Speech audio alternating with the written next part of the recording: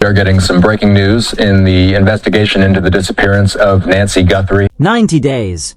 In the professional world of criminal investigation, 90 days is not just a measurement of time. It is a measurement of failure. We are now 3 full months into the disappearance of Nancy Guthrie, the 84-year-old mother of national news anchor Savannah Guthrie. For 90 days, the trail has not just gone cold. It has been systematically obscured by a combination of predatory obsession and administrative incompetence. When we look at the timeline of May 2026, we see a case that had every ingredient for a swift resolution. We had a high-profile victim, a clear crime scene, DNA-confirmed evidence, and security footage. Yet, as the sun sets on the 90th day, there are no suspects in custody. To understand why, we have to look past the headlines. We have to look at the template of the crime and the format of the investigation. We must analyze the blood on the doorstep and the shadows in the sheriff's past. The doorstep of the Guthrie residence is where the story begins and, for many investigators, where it currently ends. Forensic science is the silent witness that cannot be intimidated or bribed. On that concrete, the blood left a map of Nancy's final moments of freedom. Retired FBI profiler Jim Clemente has performed an exhaustive, frame-by-frame analysis of the blood spatter patterns. To the untrained eye, it is merely a stain. To a forensic expert, it is a biography of violence. There were 3 distinct types of blood patterns found. First, the low-velocity spatter.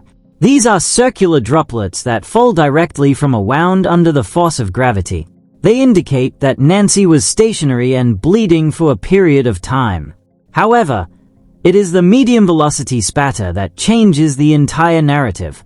These droplets hit the concrete with significant kinetic energy. Upon microscopic inspection, these droplets showed evidence of crenation and air bubbles, known in the field as aspirated blood. Aspirated blood is not leaked, it is coughed out. For an 84-year-old woman to aspirate blood, she must have sustained a traumatic, blunt force injury to the face or neck. The positioning of this spatter, less than 12 inches from the ground, tells us that Nancy Guthrie was on her knees, likely struggling to breathe, while her abductor stood over her. Despite her age, despite the fact that she could barely walk, the evidence suggests Nancy Guthrie did not surrender. The SME patterns on the right side of the doorstep indicate a dynamic struggle, a body moving against the concrete after the blood had landed. This confirms a physical interaction that lasted far longer than a simple grab and go. Nancy Guthrie fought for her life on that porch. The profile of this struggle points to a lone offender.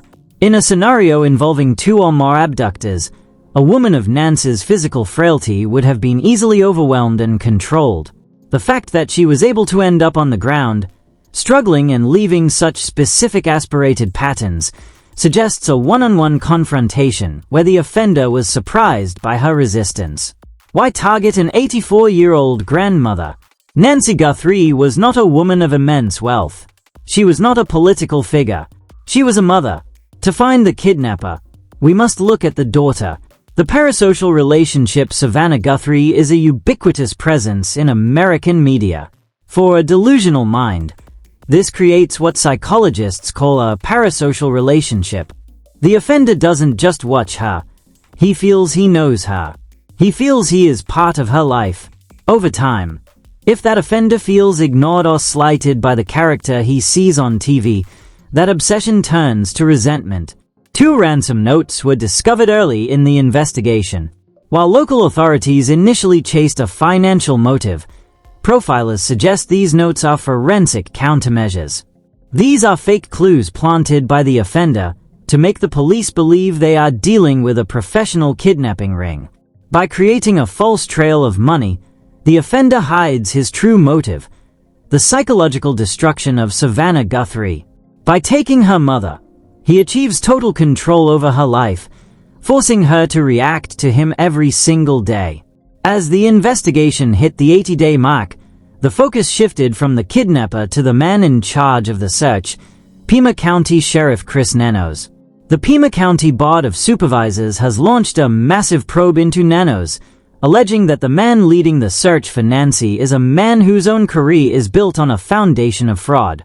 Before joining Pima County, Chris Nanos was an officer with the El Paso Police Department. According to Vice Chair Dr. Matthew Hines, Nanos' departure from El Paso was not the career move he claimed it to be. Records indicate that Nanos was suspended for 37 days in El Paso. The most damning evidence involves an incident where Nanos allegedly beat a handcuffed robbery suspect nearly to death with a flashlight while the suspect was secured in the back of a patrol car. The victim was hospitalized in the ICU for days. The city of El Paso was sued, and Nanos was allegedly forced to resign in lieu of termination. When Nanos applied for his certification in Arizona, he allegedly omitted this history of brutality. For 40 years, he has served as a peace officer based on a fraudulent resume. This raises a critical question for the Guthrie family. How can a man who has spent 40 years hiding his own criminal history be trusted to uncover the truth about a kidnapping? The most damaging failure in the Guthrie investigation is the sheriff's refusal to fully cooperate with federal authorities. Following a 2015 RICO investigation where Nanos was nearly indicted, he has reportedly harbored a deep-seated grudge against the FBI. In a high-profile kidnapping, the FBI's behavioral analysis unit and forensic labs are essential. Yet, Nanos has reportedly blocked federal experts from taking a lead role. In a case where every second counts, the sheriff's ego has become a wall that Nancy Guthrie cannot climb over. Ed Smart, the father of Elizabeth Smart, understands the 90-day mark better than anyone. His daughter was missing for 9 months. He joins the conversation to warn about the quiet phase of an investigation. The danger of silence when law enforcement fails to provide updates.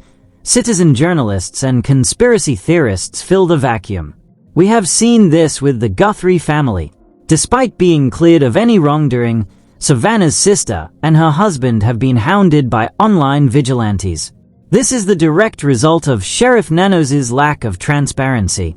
Ed Smart's message is simple: keep Nancy's face in the news. Do not let her become a cold case. The more the public sees her face, the higher the pressure on the sheriff's department to perform. If the local police cannot solve it, the public must demand a federal takeover. 90 days later, we are left with a clinical reality. We have the blood. We have the DNA. We have the profile of an obsessed offender. And we have a sheriff whose past is as murky as the investigation he leads. Nancy Guthrie was alive when she was taken from that doorstep. She fought for her life and left behind the evidence needed to find her. But that evidence is only useful if it is handled by men of integrity. If the lead investigator is a man who hides his own history of violence, then the search for Nancy Guthrie is compromised from the start. It is time to move past the ego of the Pima County Sheriff's Department. It is time for the FBI to take full control. It is time for the truth about the kidnapper on the porch and the man behind the badge. Nancy Guthrie is still out there, and we will not stop asking where she is until she is home.